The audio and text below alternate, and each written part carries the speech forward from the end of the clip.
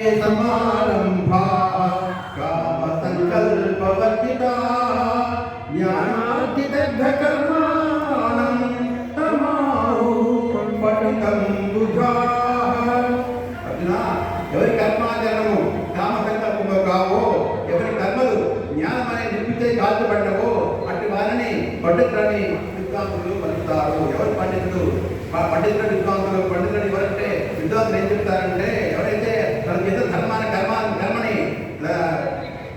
కర్మాచరణాన్ని కామ సంకల్పం కాకుండా చేస్తాడు, దాని గురించి ఏదో ఆశించి చేస్తాడు, చేయకూడదు. కామ సంకల్పం చేయకుండా దాని గురించి ఏదో ఆశించి ధర్మం చేయకూడదు, ఆ కామ సంకల్పంతో చేయకూడదు అని చెప్పేసి అన్నాడు. ఎవరి కర్మలో జ్ఞానం అనేది విద్యుత్ కాల్చబడదు. ఏదైనా ఒక కర్మ చేస్తున్నామంటే ధర్మమా అధర్మమా అని ఆలోచించి మనం చేయాలి. అంతేగాని మనం చూస్తే మనకి ఉపయోగపడుతుంది కాబట్టి మనం అధర్మం చేసిన ఇంకోటి చదువుతున్న పర్వాలేదు అనుకోవడం, ఇంకోటి ఆచరణలో పడుకుంటే పర్వాలేదు అనుకోవడం చాలా తప్పది. జ్ఞానం అనేది విద్యుత్ కాల్చాలి. దాన్ని మన ధర్మం మనం తీరుతున్నాము కరెక్టే, కానీ అది జ్ఞానం మన బుద్ధి జ్ఞానం ఉపయోగించి దాన్ని విద్యుత్ కాల్చినట్టుగా దాన్ని చేసి అది అందరికీ ఉపయోగపడుతుందా లేదా అని చెప్పేసి ఆలోచన చేయాలి. అలాంటి కర్మాచరణ చేసిన వాడే పండితుడు అని చెప్పేసి విద్వాంసులు చెప్తున్నారు అని చెప్తున్నాడు.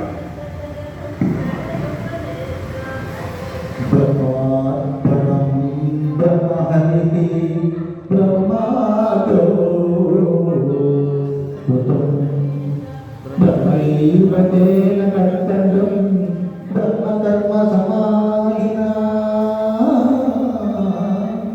బ్రహ్మార్పణం బ్రహ్మహరి బ్రహ్మాదం బ్రహ్మణాభుతం బ్రహ్మైవతే జగత్తజం బ్రహ్మకర్మ సమాహిన.